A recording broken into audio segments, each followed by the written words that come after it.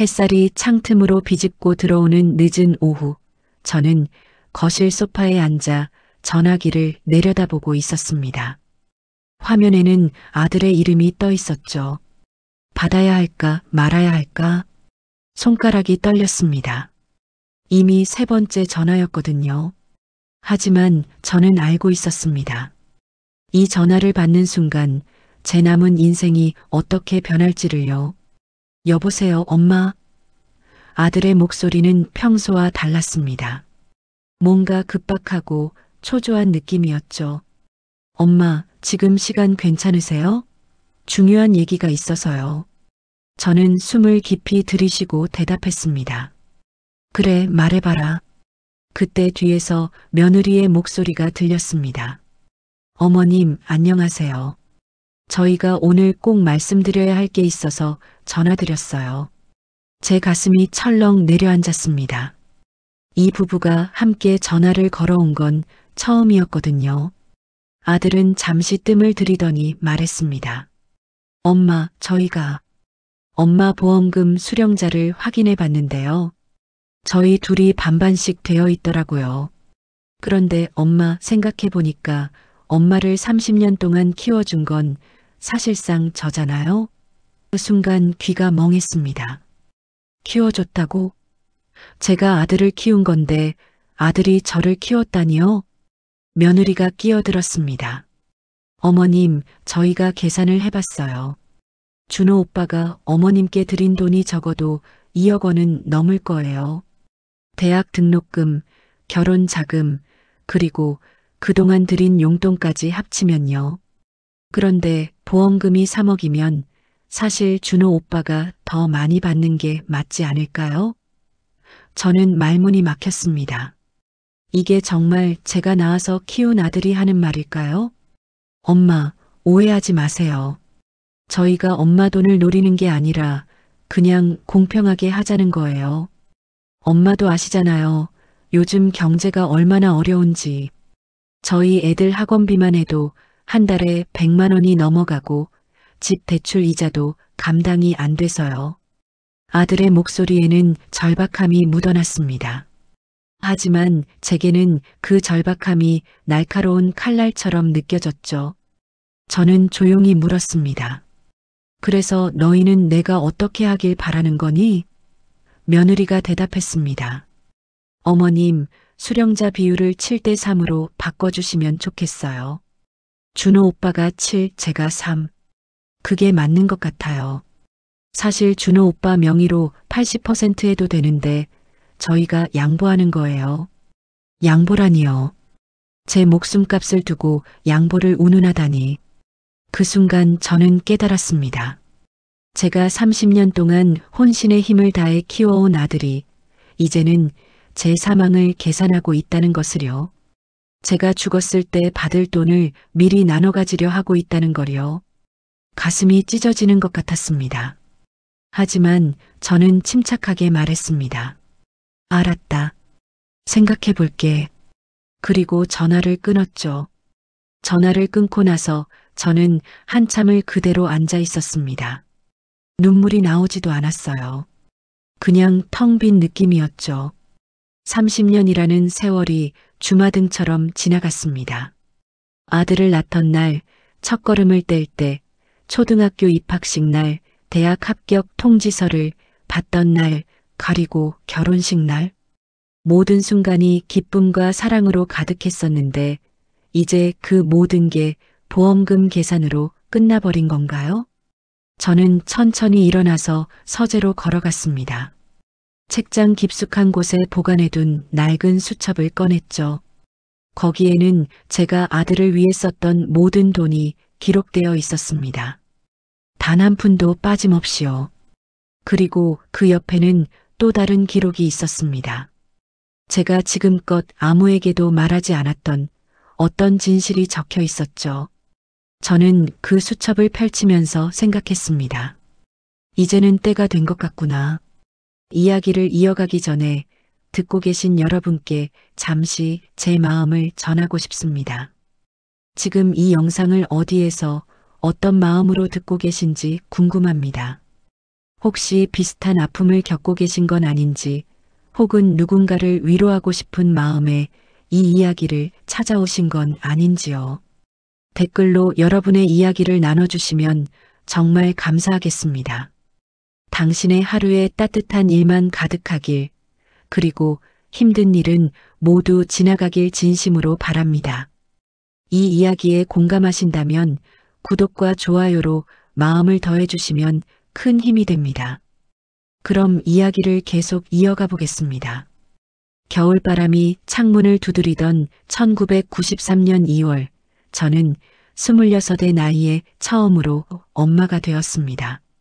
남편과 저는 작은 원룸에서 살고 있었고 경제적으로 넉넉하지 않았죠. 남편은 작은 무역회사에 다녔고 저는 임신 전까지 의류 매장에서 일했습니다.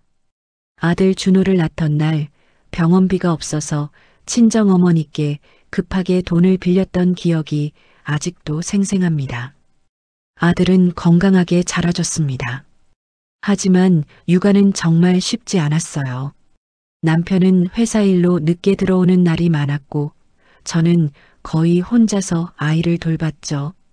밤에 아이가 울면 이웃집에서 항의가 들어와서 저는 아이를 안고 밤새 아파트 복도를 걸어다니곤 했습니다. 엄마가 지금은 힘들지만 너를 잘 키워서 훌륭한 사람으로 만들어줄게. 그렇게 중얼거리며 버텼던 날들이었습니다. 준호가 4살 때 남편이 사고를 당했습니다. 출장길에서 교통사고를 당한 거였죠. 다행히 목숨은 건졌지만 다리를 크게 다쳐서 한동안 일을 할 수 없는 상태가 되었습니다. 그때부터 저희 집안의 경제 상황은 급격히 나빠졌어요. 남편의 회사에서는 최소한의 보상만 해줬고 병원비와 재활치료비로 저축했던 돈이 모두 바닥났습니다.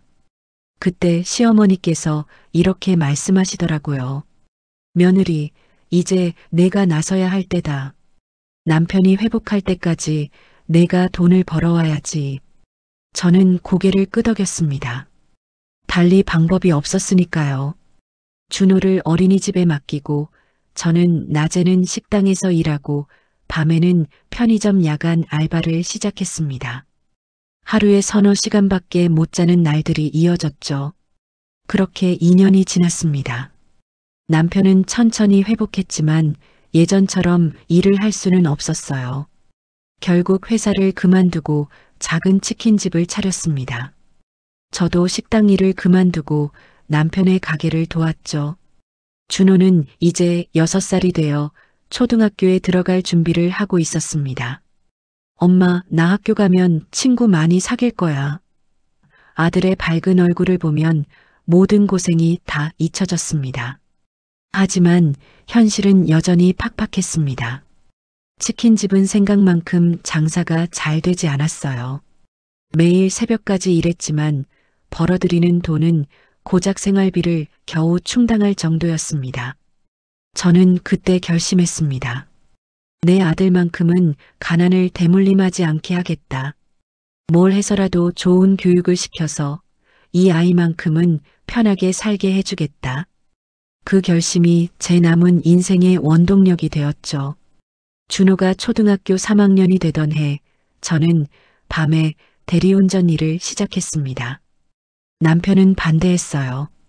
당신이 그런 일까지 해야 하나? 하지만 저는 고집을 부렸습니다. 우리 아들 학원비라도 대야죠. 다른 애들은 다 학원 다니는데 우리 아들만 안 보낼 순 없잖아요. 밤 11시부터 새벽 3시까지 저는 술 취한 사람들의 차를 몰았습니다. 때로는 무례한 손님들을 만나기도 했지만 준호의 얼굴을 떠올리며 참았습니다. 그렇게 모은 돈으로 준호를 수학학원과 영어학원에 보냈습니다. 아들은 공부를 잘했어요. 성적표를 받아올 때마다 제게 자랑스럽게 보여줬죠. 엄마, 나 이번에 전교 10등 했어. 잘했다, 우리 아들. 엄마가 오늘 특별히 맛있는 거 해줄게. 그런 순간들이 제게는 가장 큰 보람이었습니다. 아들의 미소를 보면 밤새 일한 피로가 모두 날아가는 것 같았으니까요. 하지만 그때 저는 몰랐습니다. 제가 아들에게 쏟아붓는 모든 희생이 훗날 어떤 결과로 돌아올지를요. 그리고 그 수첩에 적어두었던 모든 기록이 언젠가 제 무기가 될 거라는 것도요. 30년이라는 긴 시간 동안 저는 단 한 번도 아들에게 제 고생을 말하지 않았습니다. 그저 엄마는 괜찮아. 내가 행복하면 엄마도 행복해라고 말했을 뿐이죠. 책상 앞에 앉은 채로 밤을 새우던 준호의 뒷모습이 눈에 선합니다. 중학교에 올라간 아들은 더 열심히 공부했고 저도 더 열심히 일했습니다. 남편의 치킨집은 결국 문을 닫았지만 저는 포기하지 않았어요. 낮에는 보험 설계사로 일하고 밤에는 여전히 대리운전을 했습니다. 여보, 당신 몸이 걱정돼. 좀 쉬면서 해. 남편이 그렇게 말했지만 저는 웃으며 대답했죠. 괜찮아요. 우리 아들 좋은 대학 보내야죠. 준호가 고등학교 1학년이 되던 해 담임 선생님께서 전화를 주셨습니다. 어머님, 준호가 이번 모의고사에서 전교 3등을 했습니다. 이 성적이면 서울에 있는 명문대도 충분히 노려볼 만합니다. 그 말을 듣는 순간 눈물이 났습니다. 지금까지의 모든 고생이 헛되지 않았다는 생각이 들었거든요. 집에 돌아와서 남편에게 말했어요. 여보, 우리 아들이 해냈어요. 명문대를 갈 수 있대요. 하지만 기쁨도 잠시, 현실은 또 다른 문제를 던졌습니다. 대입 학원비가 만만치 않았던 거예요. 한 달에 200만 원이 넘는 돈이 필요했습니다. 저는 망설이지 않고 2가지 일을 더 시작했어요. 주말에는 백화점에서 시식 코너 판매원으로 일했고 평일 오후에는 청소 일을 했습니다. 몸은 힘들었지만 마음은 가벼웠습니다. 내 아들이 좋은 대학에 가서 좋은 직장을 얻으면 우리 가족 모두 편해질 거야. 그렇게 믿었으니까요. 준호는 그런 저를 알고 있었을까요? 어느 날 아들이 말했습니다. 엄마, 학원비 부담되면 그만둘게요. 혼자 공부할 수 있어요. 하지만 저는 고개를 저었죠. 무슨 소리야? 엄마는 전혀 힘들지 않아. 내가 잘 되는 게 엄마한테는 제일 중요한 거야. 그때 아들의 눈빛을 지금도 기억합니다. 미안함과 고마움이 섞인 그 눈빛을요. 2011년 11월 준호가 대학 수학능력 시험을 봤습니다. 시험 당일 저는 학교 앞에서 다른 부모들과 함께 기다렸어요. 추운 날씨였지만 가슴은 뜨거웠습니다. 시험이 끝나고 나온 아들에게 물었죠. 어땠어? 잘 봤어? 아들은 피곤한 얼굴로 고개를 끄덕였습니다. 괜찮았어요, 엄마. 최선을 다했어요. 그 말 한마디면 충분했습니다. 2달 후 합격 통지서가 도착했습니다. 서울의 한 명문대 경영학과였어요. 그날 저와 남편은 아들을 껴안고 한참을 울었습니다. 잘했다, 우리 아들. 정말 잘했어. 남편이 말했고 저는 눈물로 얼룩진 얼굴로 미소 지었습니다. 이 순간을 위해 15년을 달려왔구나 싶었어요. 모든 밤샘 근무, 모든 고된 노동, 모든 참았던 눈물이 이 한 장의 합격증으로 보상받는 느낌이었습니다. 하지만 기쁨은 또다시 현실 앞에서 멈춰야 했습니다. 대학 등록금과 생활비 문제가 남아 있었거든요. 서울에서 자취하려면 한 달에 최소 100만 원은 있어야 했습니다. 저는 또다시 계산을 시작했어요. 아침부터 밤까지 어떻게 하면 더 많은 돈을 벌 수 있을지를요. 그때 남편이 제안했습니다. 여보, 내가 다시 일자리를 알아볼게. 당신 혼자 고생시킬 순 없잖아. 남편은 다리가 완전히 회복되지 않았지만 경비 일자리를 구했습니다. 밤 근무였죠. 그렇게 저희 부부는 하루하루를 일하며 보냈습니다. 아들은 대학에 입학한 후에도 열심히 공부했어요. 장학금도 받았고 아르바이트도 했습니다. 엄마, 제가 이제 어른이니까 제 학비는 제가 벌게요. 아들이 그렇게 말했을 때 저는 가슴이 뭉클했습니다. 하지만 동시에 걱정도 되었어요. 공부하느라 바쁜데 아르바이트까지 하면 몸이 상할까 봐요. 결국 저는 아들에게 말했습니다. 너는 공부에만 집중해. 학비는 엄마 아빠가 책임질게. 내가 나중에 좋은 직장 얻어서 우리 효도해주면 그걸로 충분해. 아들은 한참을 망설이다가 고개를 끄덕였습니다. 알겠어요, 엄마. 제가 꼭 성공해서 엄마 아빠 편하게 해드릴게요. 그 약속을 믿었습니다. 진심으로 믿었죠. 아들이 대학교 2학년이 되던 봄, 저는 새로운 사람을 만났습니다. 보험 설계사 일을 하면서 알게 된 고객이었는데 그분은 재무설계사였어요. 고객님, 노후 준비는 하고 계세요? 그분이 저에게 물었습니다. 저는 쓸쓸하게 웃었죠. 노후요?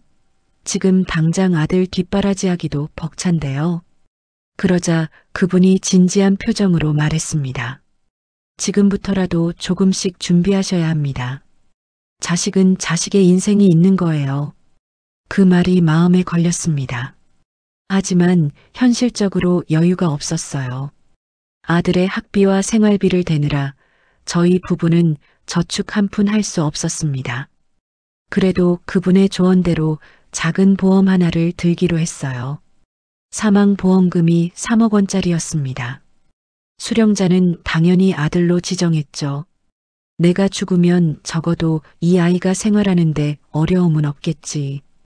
그런 마음이었습니다. 준호는 대학 생활을 즐기는 것 같았어요. 가끔 집에 오면 친구들 이야기, 동아리 이야기를 들려줬습니다. 엄마, 저 이번에 경영학회 회장 됐어요. 그래? 잘했다, 아들. 저는 항상 그렇게 아들을 격려했습니다. 하지만 아들이 집에 올 때마다 저는 걱정이 됐어요.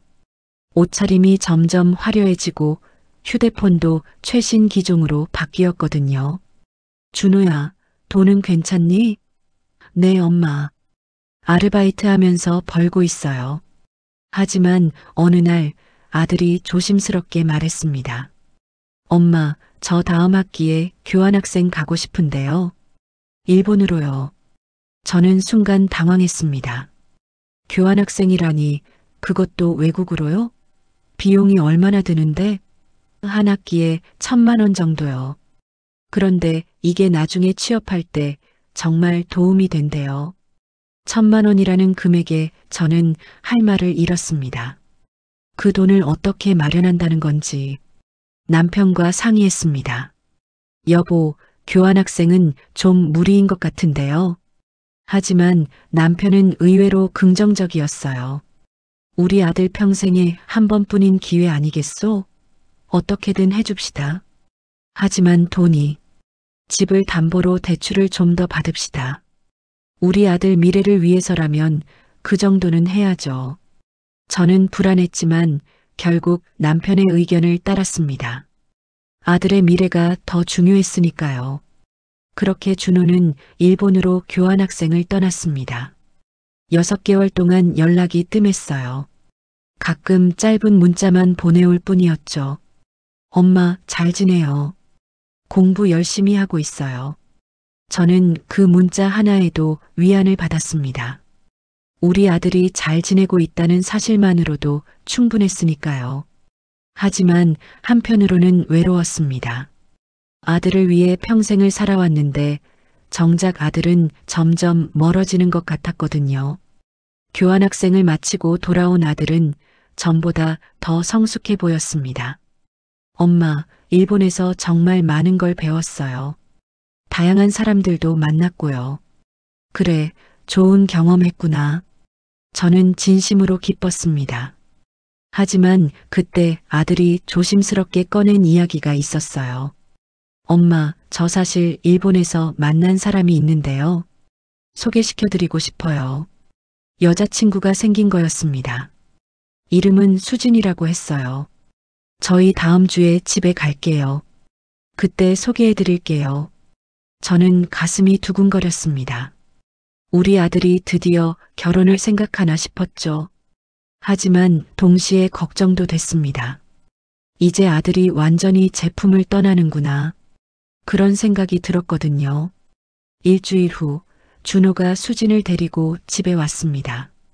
수진은 깔끔하고 세련된 인상의 여자였어요. 명품 가방을 들고 있었고 옷차림도 화려했습니다. 어머님, 안녕하세요.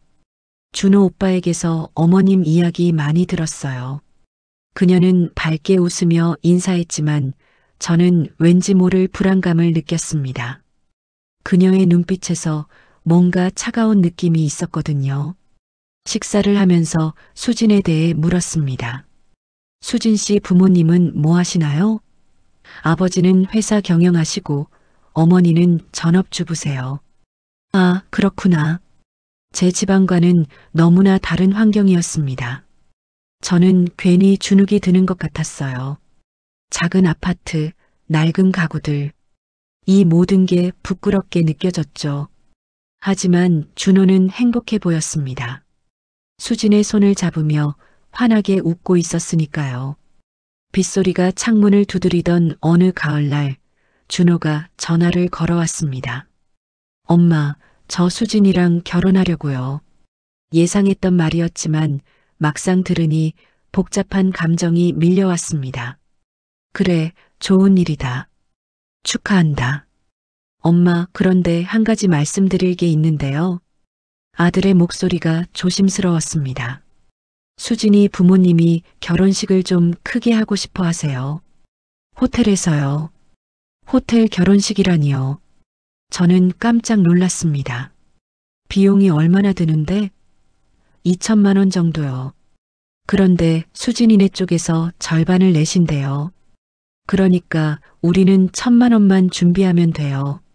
1,000만 원이라니. 또 1,000만 원이라니요.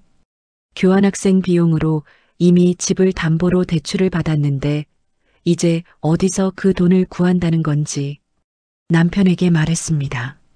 여보, 결혼 비용을 1,000만 원이나 내야 한대요. 남편은 한숨을 쉬었어요.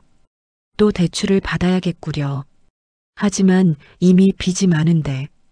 그래도 우리 아들 결혼식인데 초라하게 할 순 없잖소. 어떻게든 해야죠.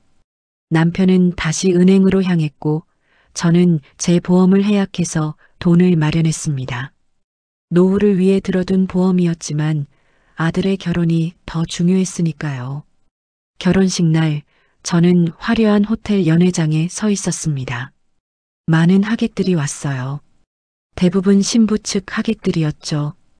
우리 쪽은 친척 몇 명과 남편 회사 동료들이 전부였습니다. 수진의 어머니가 저를 보더니 말했어요. 사돈댁, 아드님 정말 잘 키우셨네요. 우리 수진이가 준호를 정말 좋아해요. 감사합니다. 저희 아들이 수진 씨를 잘 만났습니다. 하지만 그 어머니의 다음 말이 제 마음을 불편하게 했습니다. 그나저나 신랑 측 하객이 좀 적으시네요. 저희는 하객 200명이 넘는데. 그 말에 저는 움찔했습니다. 부끄러움과 서러움이 동시에 밀려왔어요. 하지만 참았습니다. 오늘은 아들의 결혼식이니까요. 네, 저희는 조촐하게 하는 편이에요. 그렇게 둘러댔습니다. 결혼식이 끝나고 신혼집을 마련하는 문제가 생겼습니다. 수진의 부모님이 전세 자금을 반반씩 내자고 제안했어요. 2천만 원씩만 내시면 좋은 아파트를 얻을 수 있어요. 또다시 큰 돈이었습니다. 저는 남편에게 말했어요. 여보, 이건 좀 무리예요. 우리가 어떻게 2천만 원을. 하지만 남편은 고집을 부렸습니다. 사돈 쪽에서 반반 내자는데 우리만 못 낸다고 할 순 없잖소. 결국 저는 제 적금을 모두 해약했습니다. 그리고 모자라는 돈은 또 대출로 충당했죠. 그렇게 신혼집이 마련됐습니다. 준호와 수지는 새 아파트로 이사했고 저희는 그들의 집들이에 초대받았어요. 엄마 와주셨어요? 집 구경하세요. 수진이 밝게 맞이했습니다. 집은 정말 깔끔하고 좋았어요. 새 가구들로 가득 차 있었고 모든 게 반짝반짝 빛났습니다. 엄마, 집 어때요? 준호가 물었습니다. 좋구나. 정말 좋아. 저는 진심으로 말했어요. 하지만 속마음은 달랐습니다. 우리가 평생 살던 집보다 훨씬 좋은 곳에서 아들이 사는구나. 우리는 여전히 낡은 아파트에서 사는데 질투나 시샘이 아니었습니다. 그저 씁쓸함이었죠. 자식을 위해 모든 걸 쏟아부었는데 정작 저희 부부의 삶은 나아지지 않았다는 현실이 마음을 무겁게 했습니다. 신혼 초 준호는 자주 연락했습니다.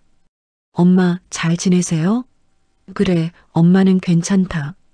너희들 잘 지내니? 네, 저희 잘 지내요. 하지만 시간이 지날수록 연락은 뜸해졌어요. 한 달에 한 번, 그리고 두 달에 한 번. 명절 때나 연락이 오는 수준이 되었습니다. 저는 외로웠지만 이해하려고 했어요. 아들도 이제 자기 가정이 있으니 바쁘겠지. 그렇게 생각하며 스스로를 위로했습니다. 어느 날 수진의 어머니에게서 전화가 왔습니다. 사돈댁, 우리 애들이 요즘 경제적으로 좀 힘들다고 하더라고요. 준호가 회사 다니긴 하는데 월급이 생각보다 적다나 봐요. 네, 그런가요? 그래서 말인데 혹시 사돈댁에서 생활비라도 좀 보태주실 수 있으세요? 저는 할 말을 잃었습니다. 이미 결혼 비용과 전세 자금으로 빚더미에 앉은 상황인데 생활비까지 대라니요? 제가 형편이 좀 어려워서. 제가 말을 흐리자 수진의 어머니가 차갑게 말했습니다. 아, 그러세요? 그럼 저희가 다 알아서 할게요. 걱정 마세요. 전화가 끊긴 후 저는 한참을 멍하니 앉아 있었습니다. 가슴이 답답했어요. 우리가 이미 얼마나 많은 돈을 쏟아부었는데 아직도 모자란다는 건지, 아들은 왜 직접 부모에게 말하지 않고 장모를 통해 돈을 요구하는 건지 모든 게 낯설고 서러웠습니다. 서재 창문으로 스며드는 석양빛이 낡은 수첩을 붉게 물들이고 있었습니다. 저는 그 수첩을 펼치고 한 줄 한 줄 읽어내려갔어요. 1993년부터 시작된 기록들. 아들의 분유가, 기저귀가, 유치원비, 학원비, 대학 등록금, 교환학생 비용, 결혼 비용. 모든 게 적혀 있었습니다. 총액을 계산해 보니 3억 5천만 원이 넘었어요. 제가 30년 동안 아들에게 쓴 돈이었습니다. 하지만 수첩에는 돈 이야기만 적혀 있지 않았습니다. 그 뒷페이지에는 제가 지금껏 숨겨왔던 진실이 있었죠. 2008년 2월 14일 남편이 큰 병에 걸렸던 날의 기록. 의사가 말했습니다. 간암 말기입니다. 길어야 6개월입니다. 그날 제 세상이 무너졌어요. 하지만 저는 준호에게 말하지 않았습니다. 아들이 대학 입시를 앞두고 있었거든요. 이 아이가 시험에 집중할 수 있도록 숨겨야 해. 남편도 동의했습니다. 당신, 준호한테는 말하지 맙시다. 우리 아들 인생을 망칠 순 없어요. 하지만 여보, 괜찮소? 내가 이 정도는 버틸 수 있소? 남편은 항암 치료를 받으면서도 경비 일을 계속했습니다. 아무도 눈치채지 못하도록 웃으며 버텼죠. 준호는 아버지가 아프다는 걸 전혀 몰랐어요. 가끔 아빠 안색이 안 좋으신데요? 물으면 남편은 대답했습니다. 아니다. 그냥 피곤해서 그래. 그렇게 6개월이 지났습니다. 의사의 예상과 달리 남편은 버텨냈어요. 1년, 2년, 3년. 기적이었습니다.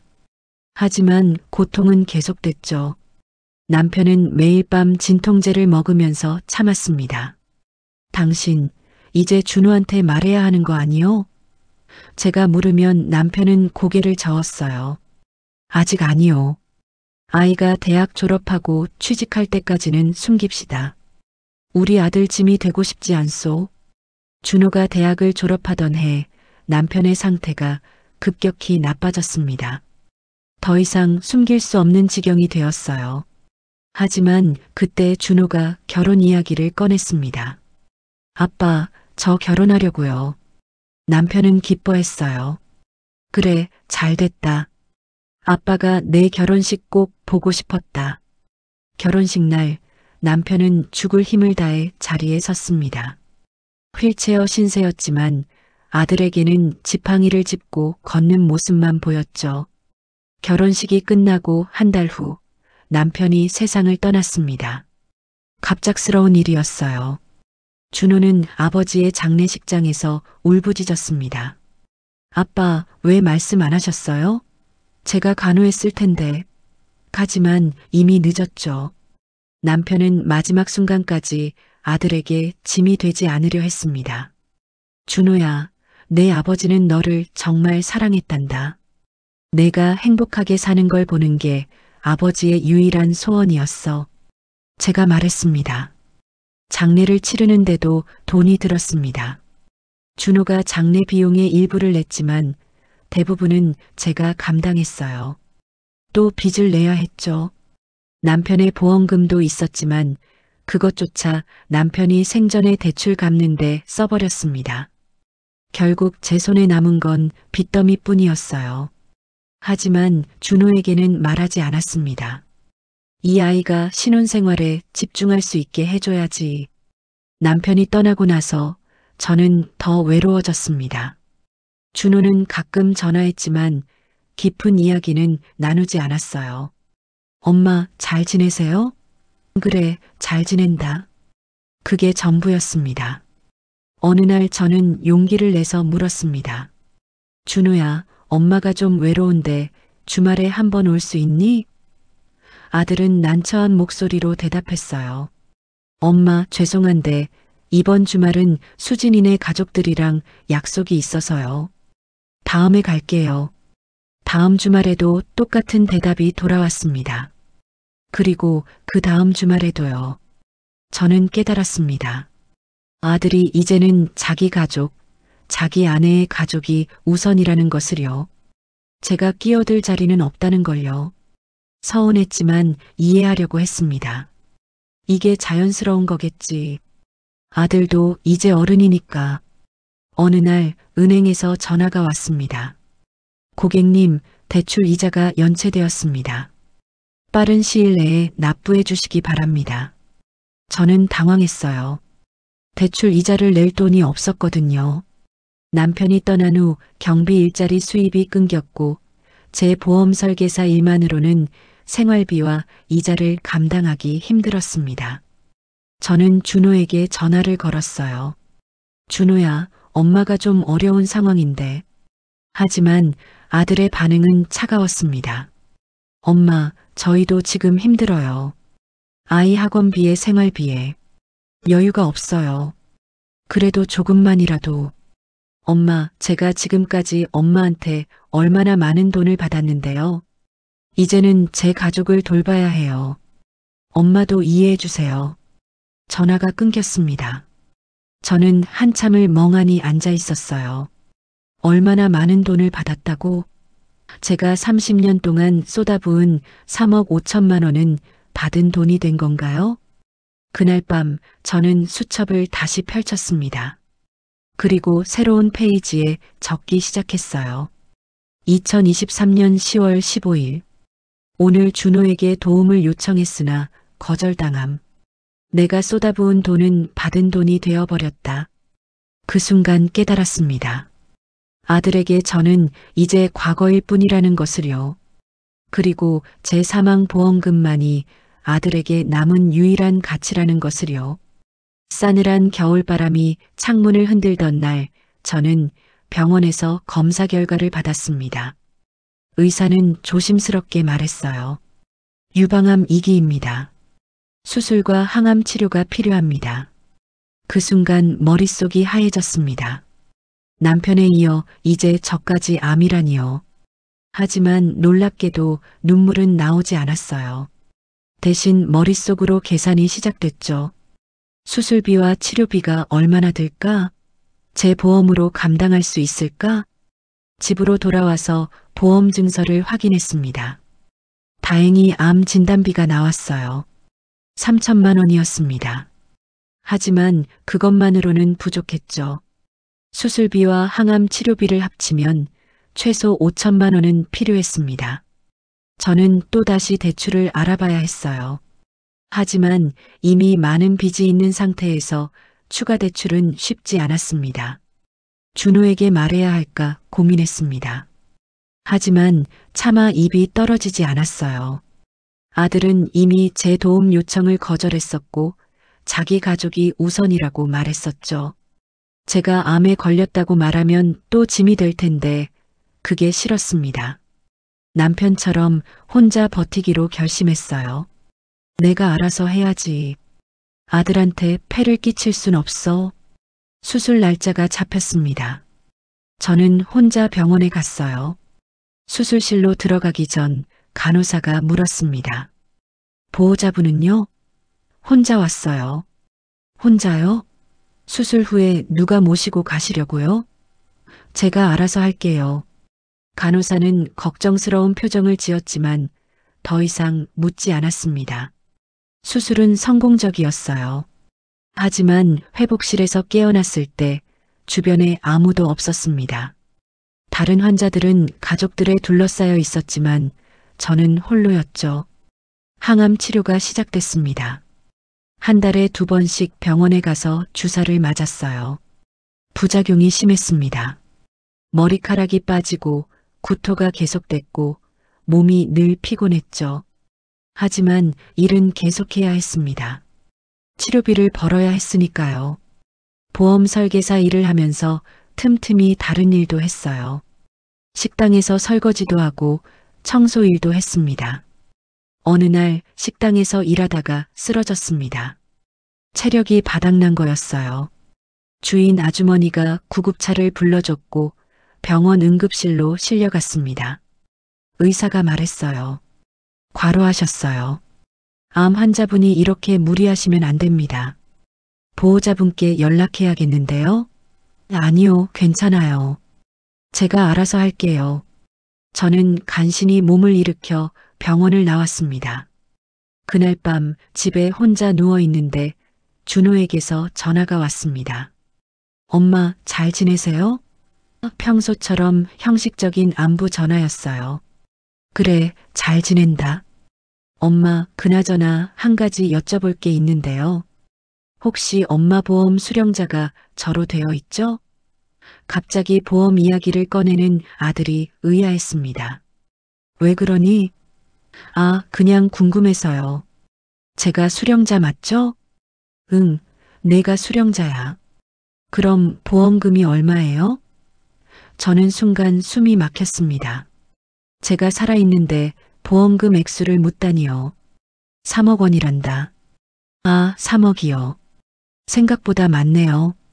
엄마, 근데 수령자를 저랑 수진이 반반으로 바꿀 수 있을까요? 왜 그래야 하는데? 그게 수진이가 자기도 엄마를 섬기고 있는데 수령자의 이름이 없는 게 섭섭하대요. 제 손이 떨렸습니다. 며느리가 보험금 수령자의 이름을 올리고 싶어 한다니요. 준호야, 그건 좀. 엄마, 별거 아니잖아요. 어차피 저희 부부한테 가는 건데 명의만 반반으로 하자는 거예요. 저는 대답하지 못했습니다. 아들의 말이 너무나 충격적이었거든요. 엄마, 들으세요? 생각해 볼게. 그렇게 말하고 전화를 끊었습니다. 그날 밤 저는 잠을 이루지 못했습니다.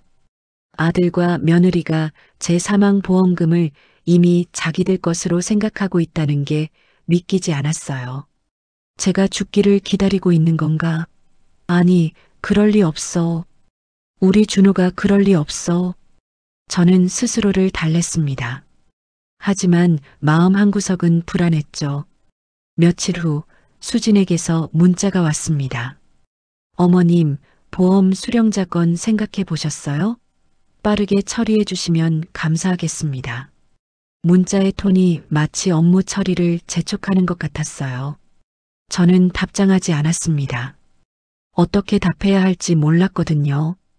그러자 며칠 후 준호가 다시 전화했어요. 엄마, 수진이가 답장이 없다고 서운해하는데요. 그냥 명의만 바꿔주시면 안 돼요? 준호야, 엄마가 지금 좀 어려운 상황이라서. 무슨 어려운 상황이요? 그냥 서류 하나 쓰면 되는 거잖아요. 엄마, 너무 고집 부리시는 거 아니에요? 아들의 목소리에 짜증이 묻어났습니다. 저는 가슴이 무너지는 것 같았어요. 알았어, 생각해 볼게. 빨리 결정해 주세요. 저희도 계획이 있거든요. 계획이라니 무슨 계획을 말하는 건지. 전화를 끊고 저는 눈물을 흘렸습니다. 평생 처음으로 아들 때문에 우는 거였어요. 제가 30년 동안 모든 걸 바쳐 키운 아들이 이제는 제 사망을 계산하고 있다는 현실이 너무나 아팠습니다. 그 순간 남편이 생전에 했던 말이 떠올랐어요. 당신 아이들은 결국 자기 인생을 사는 거요. 우리는 우리 노후를 준비해야 하오. 그때는 무슨 말인지 몰랐는데 이제야 이해가 됐습니다. 봄비가 내리던 어느 날 준호와 수진이 집에 찾아왔습니다. 예고도 없이요. 엄마 계세요?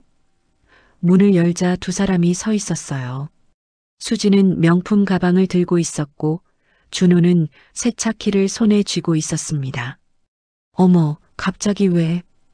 엄마, 중요한 얘기가 있어서 왔어요. 들어가도 될까요? 거실에 앉은 두 사람은 서로 눈빛을 교환하더니 준호가 입을 열었습니다. 엄마, 저희가 오늘 온 이유는 보험금 건 때문이에요. 솔직히 말씀드리면 저희가 계산을 좀 해봤거든요. 계산이라니? 엄마가 저를 키우는데 쓴 돈 말이에요. 제가 어렸을 때부터 지금까지 받은 돈이요. 수진이 가방에서 노트를 꺼냈습니다. 어머님, 제가 정리해봤어요. 대학 등록금 4천만 원, 교환학생 비용 1천만 원, 결혼 비용 1천만 원, 전세 자금 2천만 원, 합계 8천만 원이에요. 여기에 초중고 학원비까지 합치면 약 1억 2천만 원 정도 되더라고요. 저는 말없이 그들을 바라봤습니다. 며느리가 제가 아들에게 쓴 돈을 일일이 계산해왔다는 게 믿기지 않았어요. 준호가 말을 이었습니다. 엄마, 그러니까 보험금 3억 중에서 제가 1억 2천을 받는 건 당연한 거 아니에요? 저한테 드린 돈을 돌려받는 거잖아요. 돌려받는다고? 네. 엄마도 아시잖아요. 요즘 세상에 자식 키우는 게 얼마나 돈이 드는지. 저도 제 돈을 투자한 거나 마찬가지예요. 투자라는 단어에 저는 경악했습니다. 부모가 자식을 키우는 게 투자라니요? 수진이 덧붙였습니다. 어머님, 저희가 욕심 부리는 거 아니에요. 그냥 공평하게 하자는 거예요. 준호 오빠가 1억 2천을 받고 저는 7천만 원 정도 받으면 될 것 같아요. 어차피 저도 어머님 시중 들었잖아요. 명절 때 음식 준비도 제가 다 했고요. 그럼 나머지 1억 1천만 원은? 그건 어머님 장례 비용으로 남겨두시면 되죠. 충분할 거예요. 저는 참았던 감정이 폭발하는 걸 느꼈습니다. 너희들 지금 무슨 말을 하는 거니? 제 목소리가 떨렸어요. 엄마, 왜 그러세요? 저희가 이상한 말 했나요? 이상한 말이 아니라 말도 안 되는 소리를 하고 있어. 내가 아직 살아있는데 내 사망 보험금을 이렇게 계산하고 앉아있다니. 준호가 짜증스러운 표정을 지었습니다. 엄마, 현실적으로 생각하세요. 엄마 연세가 이제 57이잖아요. 언젠가는 돌아가실 텐데 미리 준비하는 게 뭐가 잘못됐어요? 언젠가 돌아간다고? 너는 내 엄마가 빨리 죽기를 바라는 거니? 그런 게 아니라 효율적으로 계획하자는 거예요. 엄마도 나중에 저희한테 짐 되기 싫으시잖아요. 수진이 끼어들었습니다. 어머님, 사실 저희가 이렇게까지 나온 건 이유가 있어요. 저희 둘째 아이 학원비가 너무 많이 들어서요. 그리고 집도 좀 더 넓은 곳으로 옮기고 싶고요. 근데 어머님 보험금으로 그걸 다 해결할 수 있잖아요. 그러니까 내가 빨리 죽어서 너희한테 돈을 물려주길 바라는 거로구나. 어머님 말을 그렇게 극단적으로 하시면 안 되죠. 저희는 그냥 계획을 세우는 거예요. 어차피 나중에 저희 것이 될 돈인데 미리 알고 있으면 계획 세우기 편하잖아요. 며느리의 말에 저는 더 이상 참을 수 없었습니다. 나가라. 뭐라고요? 나가라고. 당장 내 집에서 나가. 준호가 벌떡 일어났습니다. 엄마, 너무하시는 거 아니에요? 저희가 이렇게 정중하게 이야기했는데. 정중하게? 내가 지금 하는 게 정중한 거니? 살아있는 엄마한테 사망. 보험금 나눠 가지자고 하는 게 정중한 거니? 엄마가 이해를 안 하셔서 그래요. 요즘 세상이 얼마나 각박한데요. 수진이 준호의 팔을 잡았습니다. 오빠, 어머님이 생각할 시간이 필요하신가 봐. 우리 일단 가자. 두 사람은 일어섰습니다. 나가면서 준호가 말했어요. 엄마, 생각 잘 해보세요. 이건 저희만을 위한 게 아니라 엄마를 위한 것이기도 해요. 나중에 저희가 장례 비용 때문에 싸우는 것보다 미리 정리하는 게 낫잖아요. 문이 닫히는 소리가 들렸습니다. 저는 그 자리에 주저앉았어요. 온몸이 떨렸습니다. 분노와 슬픔과 배신감이 한꺼번에 밀려왔죠. 30년 동안 제 모든 걸 쏟아부은 아들이 이제는 제 죽음을 계산하고 있었습니다. 그리고 그게 당연하다는 듯이 말하고 있었어요. 저는 서재로 가서 그 낡은 수첩을 다시 꺼냈습니다. 그리고 새로운 페이지에 적었어요. 2024년 4월 3일. 준호와 수진이 찾아와 보험금 배분을 요구함. 내가 쏟아부은 돈을 투자라고 표현함. 내 사망을 계획이라고 말함. 오늘 나는 결심했다. 이제 진실을 밝힐 때가 왔다. 그날 밤 저는 한 통의 전화를 걸었습니다. 제 변호사에게요. 변호사님, 유언장을 작성하고 싶습니다. 그리고 보험 수령자도 변경하고 싶어요. 무슨 일이 있으셨나요? 긴 이야기입니다. 내일 사무실로 찾아가도 될까요? 물론입니다. 내일 오전에 뵙죠. 봄 햇살이 따스하게 내리쬐던 날, 저는 변호사 사무실에 앉아 있었습니다. 책상 위에는 30년 동안 기록한 수첩이 놓여 있었어요. 변호사는 수첩을 한 장 한 장 넘기며 읽었습니다. 이 모든 걸 기록하셨다고요? 네, 첫날부터 빠짐없이요. 아들을 위해 쓴 모든 돈, 그리고 저는 잠시 말을 멈췄습니다. 제가 숨겨왔던 모든 진실을요. 변호사가 수첩의 뒷부분을 읽더니 놀란 표정을 지었습니다. 이걸 아드님이 모르고 계셨나요? 네, 남편도 숨기길 원했고 저도 아들에게 짐이 되고 싶지 않았거든요. 하지만 이 정도면 변호사는 심각한 얼굴로 저를 바라봤습니다. 이건 법적으로도 중요한 증거가 될 수 있습니다. 수첩의 뒷부분에는 제가 지금껏 숨겨왔던 진실이 적혀 있었습니다. 준호가 태어났을 때의 비밀이요. 사실 준호는 제 친아들이 아니었습니다. 남편의 전 여자친구가 낳은 아이였어요. 그 여자는 아이를 낳자마자 사라졌고 남편은 갓난아기를 안고 제게 왔었죠. 미안하오. 하지만 이 아이를 버릴 순 없소. 저는 고민했습니다. 남편을 사랑했지만 다른 여자의 아이를 키운다는 건 쉽지 않은 결정이었어요. 하지만 아기의 얼굴을 보는 순간 마음이 녹았습니다. 키웁시다. 제가 이 아이의 엄마가 되겠어요. 그날부터 저는 준호를 제 친아들처럼 키웠습니다. 아니, 친아들보다 더 정성을 쏟았죠. 이 아이가 친자가 아니라는 사실을 평생 모르고 살기를 바라면서요. 그리고 또 하나의 진실이 있었습니다. 준호가 고등학교 때 큰 사고를 친 적이 있었어요. 술을 마시고 친구의 오토바이를 타다가 사람을 쳤던 겁니다. 다행히 상대방은 가벼운 부상만 입었지만 합의금을 요구했죠. 3천만 원이었습니다. 그때 저는 준호를 경찰서에서 빼내기 위해 모든 수단을 동원했어요. 친정의 땅을 팔고 빚을 내서 합의금을 냈습니다. 엄마, 죄송해요. 제가 정말 잘못했어요. 준호는 그때 울면서 빌었어요. 괜찮아. 사람은 실수할 수 있어. 하지만 다시는 이런 일이 없어야 해. 네, 엄마. 다시는 안 그럴게요. 저는 그 사건을 묻어버렸습니다. 아들의 미래를 위해서요. 대학 입시에 영향을 줄까봐, 기록이 남을까봐 두려웠거든요. 변호사는 수첩을 덮으며 말했습니다. 이 모든 게 증거로 남아있군요. 그런데 왜 이제야 이걸 꺼내시는 겁니까? 변호사님, 제 아들이 이제는 제 사망을 기다리고 있어요. 제가 30년 동안 쏟아부은 사랑이 이제는 돈으로만 계산되고 있습니다. 저는 아들에게 진실을 말해주고 싶어요. 어떤 진실을 말씀하시는 겁니까?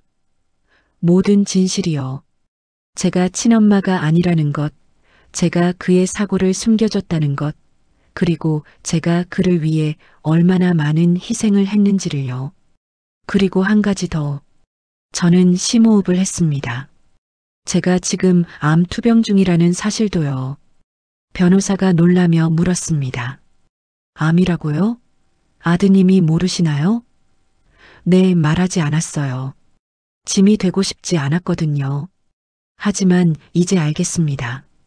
아들은 제가 짐인지 아닌지에 관심이 없어요. 그저 제 보험금에만 관심이 있죠. 그래서 보험 수령자를 변경하고 싶으신 겁니까? 네. 아들에게서 제 명의로 변경하고 싶어요. 그리고 유언장에 모든 진실을 적어두고 싶습니다. 제가 죽고 나서 아들이 그걸 읽게요. 변호사는 한동안 말없이 저를 바라보다가 고개를 끄덕였습니다. 알겠습니다. 서류를 준비하겠습니다. 서류 작업이 끝나고 집으로 돌아오는 길, 저는 이상하게 홀가분했습니다.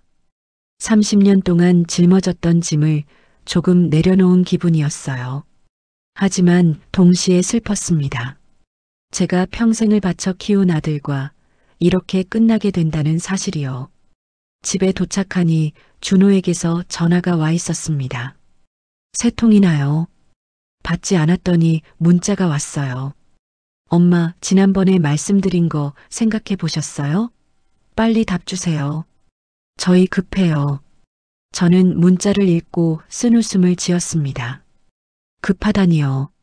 제 목숨값을 나눠 가지는 게 그렇게 급한가요? 저는 답장을 보냈습니다. 준호야, 다음 주 일요일에 우리 집으로 와라. 며느리도 같이. 중요한 이야기가 있다. 곧 답장이 왔어요. 네, 엄마. 좋은 결정하신 거죠? 저는 답장하지 않았습니다. 어떤 결정인지는 그날 알게 될 테니까요. 그 주 내내 저는 준비했습니다. 아들에게 보여줄 모든 증거를 정리했어요. 수첩의 사본, 영수증들, 은행 거래 내역, 그리고 변호사와 작성한 서류들. 모든 게 준비됐습니다. 이제 아들에게 진실을 말할 시간이었죠. 일요일이 밝았습니다. 저는 평소보다 일찍 일어나서 집안을 정리했어요. 거실 탁자 위에 모든 서류를 쌓아두었습니다. 초인종이 울렸습니다. 준호와 수진이었어요. 엄마 왔어요. 아들의 목소리는 밝았습니다. 좋은 소식을 들을 거라 기대하는 것 같았죠. 들어와라. 두 사람이 들어와 소파에 앉았습니다. 수진이 먼저 입을 열었어요. 어머님, 좋은 결정하셨죠? 저희 정말 기다렸어요. 저는 조용히 탁자 위의 서류들을 가리켰습니다. 그 전에 이것부터 봐라. 준호가 서류를 집어들었습니다. 그리고 읽기 시작했죠. 순간 그의 얼굴이 굳어졌습니다. 정적이 흘렀습니다. 준호는 서류를 한 장 한 장 넘기면서 얼굴이 점점 창백해졌어요. 수진이 물었습니다. 오빠, 뭐라고 써 있어요? 준호는 대답하지 않았습니다. 그저 멍하니 서류를 바라볼 뿐이었죠. 저는 조용히 말했습니다. 읽어봐라. 소리내서. 준호의 손이 떨렸습니다. 이건 읽으라고 했다. 제 목소리는 차갑게 가라앉아 있었어요. 준호는 떨리는 목소리로 읽기 시작했습니다. 보험 수령자 변경 통지서. 보험 수령자를 피보험자 본인으로 변경함. 사망 시 보험금은 전액사회복지재단에 기부됨. 수진이 벌떡 일어났습니다. 뭐라고요? 기부요? 어머님, 이게 무슨 짓이에요? 저는 차분하게 대답했습니다. 무슨 짓이냐고? 내 돈을 내 마음대로 처리하는 거지. 뭐가 문제니? 하지만 준호 오빠는 어머님의 아들이잖아요. 당연히 상속받을 권리가 있어요. 상속받을 권리? 저는 쓴웃음을 지었습니다. 권리를 말하려면 의무를 먼저 다해야 하는 거 아니니? 너희가 나한테 무슨 의무를 다했는데? 준호가 변명했습니다. 엄마, 제가 효도를 못한 건 인정해요. 하지만 그렇다고 보험금을 전부 기부하시면 너는 효도를 안 한 게 아니라 내 죽음을 계산했어. 제 목소리가 높아졌습니다. 너희가 지난번에 뭐라고 했지? 내가 쓴 돈을 투자라고 했지? 내 죽음을 계획이라고 했지? 준호는 고개를 숙였습니다. 죄송해요, 엄마. 제가 잘못 생각했어요. 잘못 생각한 게 아니야. 너는 진심이었어. 저는 다른 서류를 꺼냈습니다. 이것도 봐라. 준호가 그 서류를 받아들었습니다. 그것은 제가 30년 동안 기록한 수첩의 사본이었어요. 준호는 첫 페이지를 보고 얼굴이 하얘졌습니다. 이건 1993년 2월 15일. 준호 분유값 3만 원. 1993년 2월 20일. 준호 기저귀값 5만 원. 준호는 계속 페이지를 넘겼습니다. 수십 년 동안의 기록이 빼곡하게 적혀 있었죠. 엄마, 이걸 왜? 너희가 계산을 했다며? 내가 너한테 쓴 돈이 얼마냐고 물었지? 정확히 알려줄게. 저는 마지막 페이지를 펼쳤습니다. 총액 3억 5천만 원. 내가 태어나서부터 결혼할 때까지 내가 쓴 돈이야. 너희가 계산한 1억 2천만 원은 빙산의 일각에 불과해. 초등학교 때 학원비, 중학교 때 과외비, 고등학교 때 대입 학원비, 그리고 저는 잠시 말을 멈췄습니다. 내가 고등학교 때 사고 쳤을 때 내가 낸 합의금 3천만 원까지 다 포함해서 말이야. 준호의 얼굴이 사색이 되었습니다. 엄마, 그걸 어떻게 해? 내가 다 알고 있었어. 내가 술 마시고 오토바이 타고 사람을 쳤던 일. 내가 경찰서에 잡혀갔던 일. 내가 친정 땅을 팔아서 합의금을 냈던 일. 다 기억하고 있어. 수진이 놀라며 준호를 쳐다봤습니다. 오빠, 그게 사실이에요? 준호는 고개를 숙인 채 아무 말도 하지 못했습니다. 저는 계속 말했어요. 그뿐이 아니야. 내가 대학교 때 도박으로 1,000만 원을 잃었을 때도 내가 갚아줬어. 내가 직장에서 횡령 의혹을 받았을 때도 내가 몰래 돈을 메워줬지. 너는 아무것도 모르고 살았지만 나는 다 알고 있었어. 엄마. 준호의 목소리가 떨렸습니다. 저는 그런 줄 몰랐어요. 물론 몰랐겠지. 내가 숨겼으니까. 내가 죄책감을 느낄까봐. 내 인생이 망가질까봐. 하지만 이제 알아야 해. 내가 오늘까지 무사히 살아올 수 있었던 건 내 능력 때문이 아니라 내 뒤에서 모든 걸 감춰준 엄마가 있었기 때문이야. 수진이 끼어들었습니다. 그래도 어머님, 그건 부모의 의무 아닌가요? 자식을 키우고 보호하는 건 당연한 거잖아요. 그 말에 저는 웃음이 나왔습니다. 허탈한 웃음이었죠. 의무라고? 맞아, 의무야. 하지만 그 의무는 자식이 성인이 될 때까지만 해당되는 거야. 그 이유는 각자의 인생이지. 그런데 너희는 뭘 했니? 결혼하고 나서 나한테 한 게 뭐가 있어? 저는 준호를 똑바로 바라봤습니다. 명절 때 오는 것도 귀찮아했고 내가 외롭다고 하면 수진이네 가족이 우선이라고 했지. 내가 돈이 필요하다고 하면 자기 가족 돌보기 바쁘다고 거절했어. 그러면서 내 보험금은 챙기겠다고 내가 죽으면 받을 돈을 미리 계산하고 앉아서 제 목소리가 높아졌습니다. 너희가 계산한 건 내가 너한테 쓴 돈이 아니야. 내 목숨값이었어. 내가 언제 죽을지, 죽으면 얼마를 받을지 계산한 거잖아. 준호가 무릎을 꿇었습니다. 엄마, 죄송해요. 제가 정말 잘못 생각했어요. 용서해 주세요. 눈물이 흘러내렸습니다. 하지만 저는 마음이 움직이지 않았어요. 용서? 뭘 용서하라는 거니? 내가 나한테 한 짓을? 준호는 계속 울면서 빌었습니다. 엄마, 제발 한 번만 용서해 주세요. 다시는 그러지 않을게요. 저는 또 다른 서류를 꺼냈습니다. 이것도 봐라.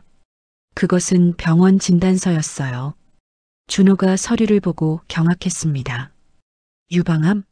엄마가 암이에요? 맞아. 2년 전부터 투병 중이야. 너한테 말하지 않았어. 짐이 되고 싶지 않았거든. 왜 말씀 안 하셨어요? 말한들 뭐가 달라졌겠니? 너는 내 보험금만 궁금해했잖아. 준호는 머리를 바닥에 박으며 울었습니다. 엄마, 죄송해요. 정말 죄송해요. 제가 정신이 나갔었어요. 하지만 저는 냉정했습니다. 정신이 나간 게 아니야. 본성이 드러난 거지. 그리고 한 가지 더. 저는 마지막 서류를 꺼냈습니다. 이것도 알아야 해. 준호가 그 서류를 받아들었습니다. 그것은 출생증명서였어요.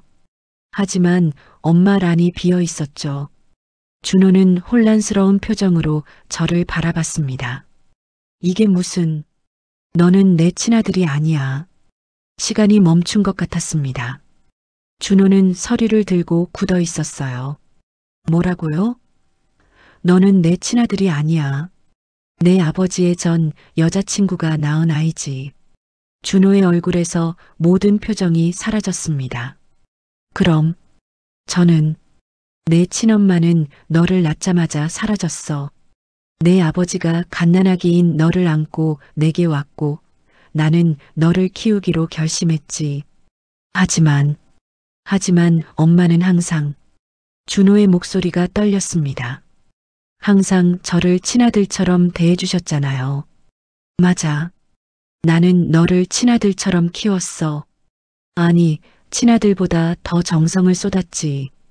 왜냐하면 너는 내가 선택한 아이였으니까. 의무가 아니라 사랑으로 키운 아이였어. 수진이 중얼거렸습니다. 그럼 오빠는? 저는 수진을 바라봤습니다. 그래, 준호는 내 핏줄이 아니야. 법적으로는 내 아들이지만 혈연으로는 남이지. 그런데도 나는 30년 동안 내 모든 것을 쏟아부었어. 왜 그랬을까? 준호는 고개를 들지 못했습니다. 저는 계속 말했어요. 왜냐하면 사랑했으니까. 진짜 사랑이었어. 혈연이 중요한 게 아니라 내가 얼마나 마음을 쏟았는지가 중요했지. 그런데 너는 뭘 했니? 그 사랑을 돈으로 계산했어. 엄마가 저한테 1억 2천만 원을 썼으니 보험금에서 1억 2천을 받아야 한다고 말했지. 엄마. 준호의 목소리는 간신히 들릴 정도였습니다. 저는 정말 몰랐어요. 엄마가 저를 몰랐다고? 내가 몰랐던 건 내가 친엄마가 아니라는 사실이야. 하지만 내가 너를 얼마나 사랑했는지는 알았어야 했어. 내가 얼마나 희생했는지, 얼마나 많은 걸 포기했는지.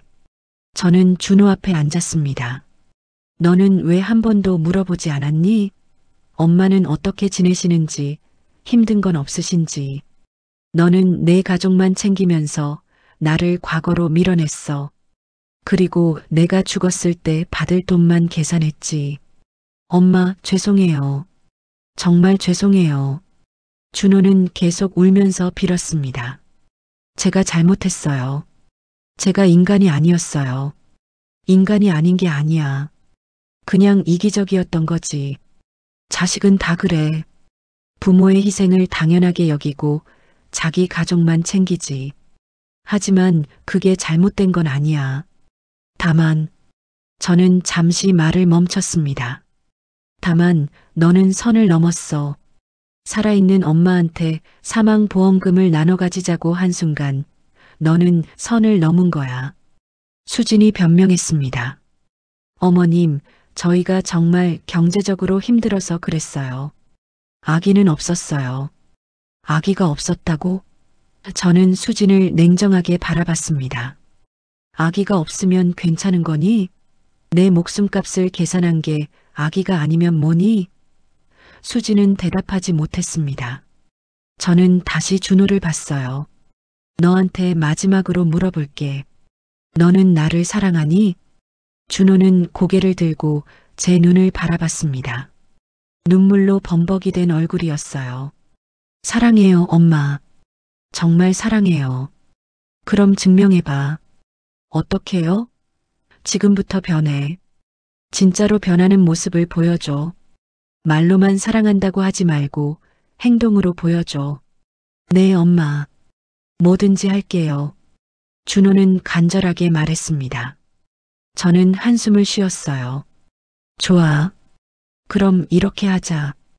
보험금 수령자는 일단 내가 변경한 대로 유지할 거야. 사회복지재단으로 말이야. 하지만 엄마, 들어봐. 내가 죽을 때까지 너희가 진심으로 나를 대한다면 그때 가서 다시 생각해 볼게.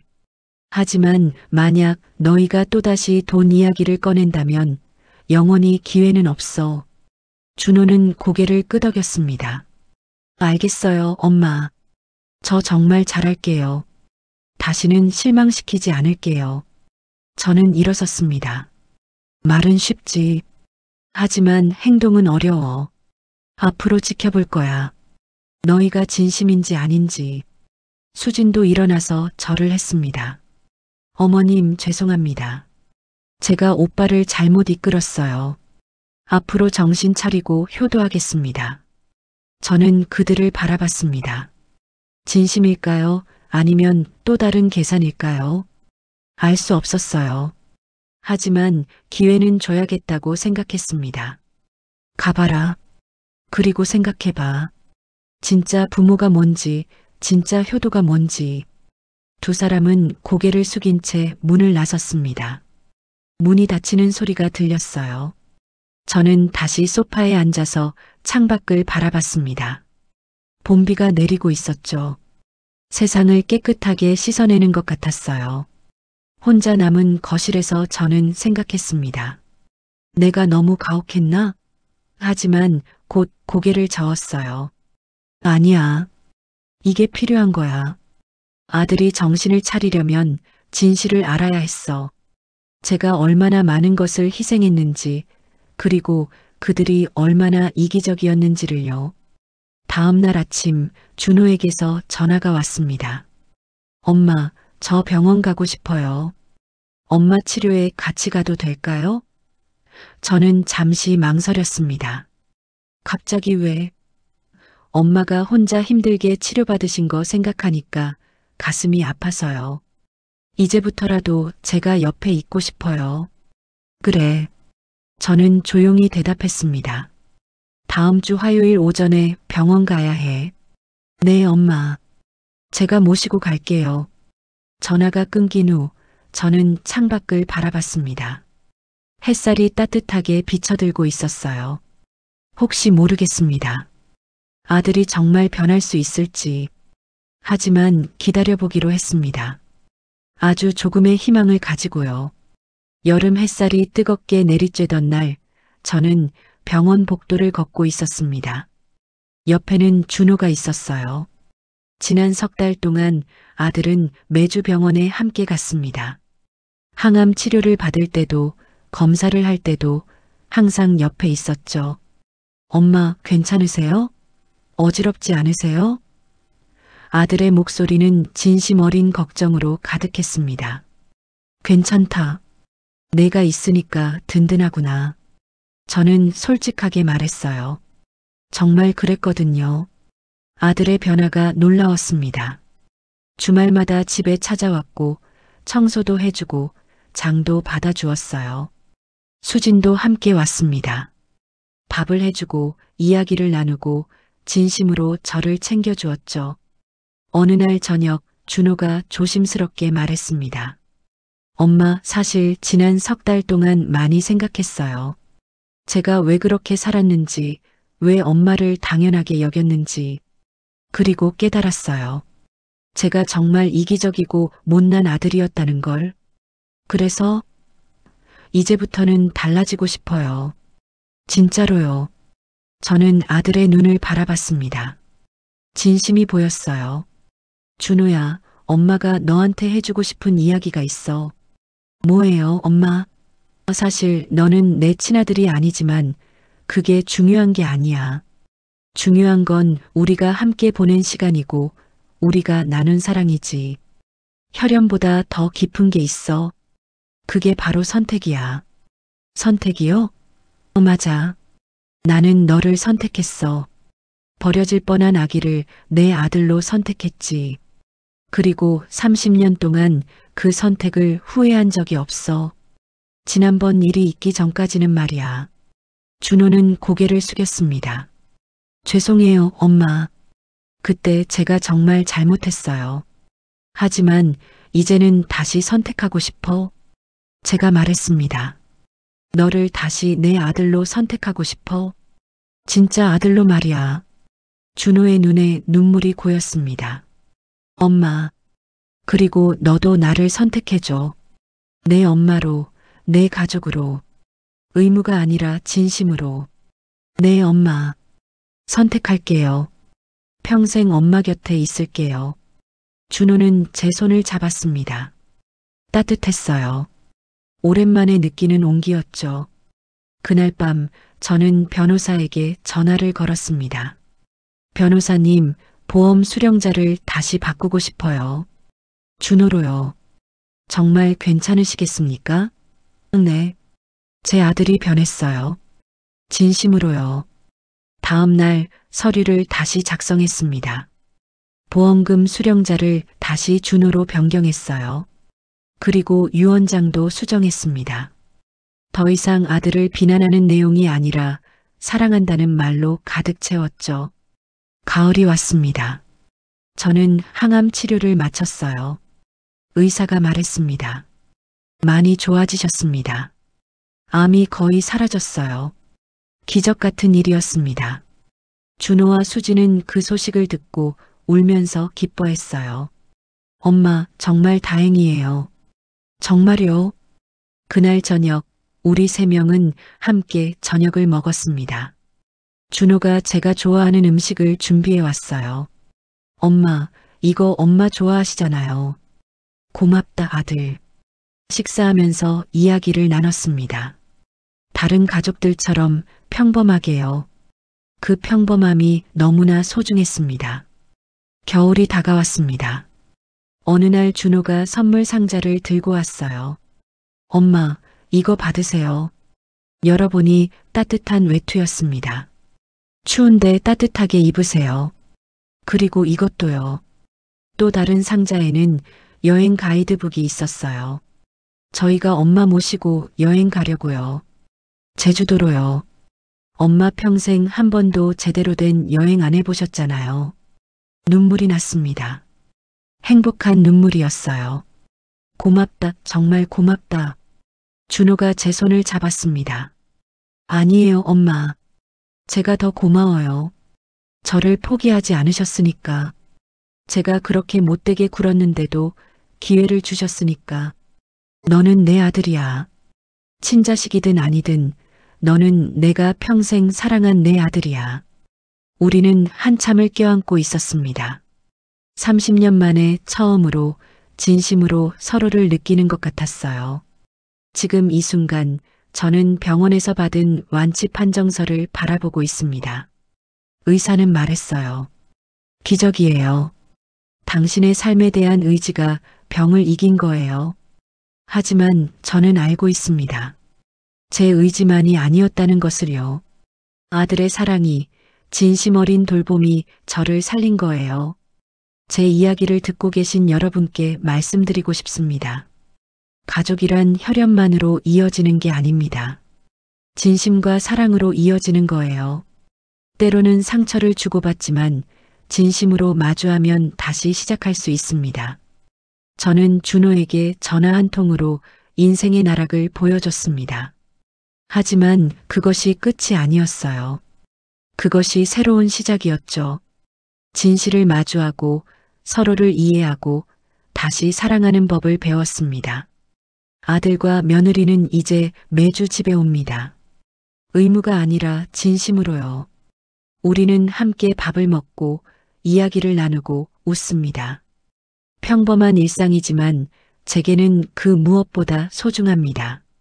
어쩌면 제가 아들을 30년 동안 귀하게 키운 건 이 순간을 위해서였는지도 모릅니다. 진심으로 서로를 아끼는 이 순간을요. 보험금이나 돈보다 훨씬 더 값진 것을 얻었습니다. 바로 진짜 가족이요. 여러분도 가족과의 관계에서 힘든 시간을 보내고 계신가요? 포기하지 마세요. 진실을 마주할 용기만 있다면 다시 시작할 수 있습니다. 사랑은 완벽하지 않아요. 때로는 아프고 힘들지만 그래도 계속 이어갈 가치가 있습니다. 이 이야기가 누군가에게 작은 위로가 되기를 바랍니다. 그리고 가족의 소중함을, 진심의 가치를 다시 한번 생각해보는 계기가 되기를 바랍니다. 오늘도 힘내시고 사랑하는 사람들과 함께 따뜻한 하루 보내시기를 진심으로 기원합니다. 여기까지 들어주셔서 감사합니다.